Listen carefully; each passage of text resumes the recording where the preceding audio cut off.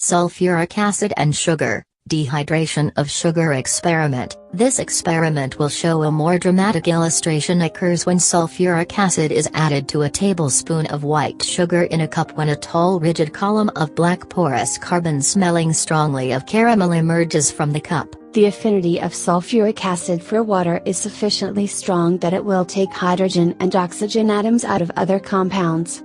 For example, mixing starch, C6H12O6N in concentrated sulfuric acid will give elemental carbon and water which is absorbed by the sulfuric acid, which becomes slightly diluted. C6H12O6N6C plus 6H2O.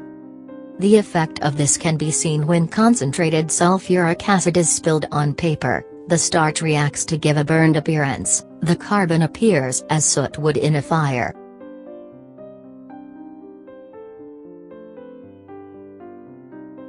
Pour concentrated sulfuric acid into beaker which contains sugar. What's coming soon? With this reaction, there is a time delay of almost 1 minute before the reaction proceeds. The acid starts to go yellow as the dehydration begins. The rate of dehydration then accelerates as the acid heats up because the reaction is exothermic.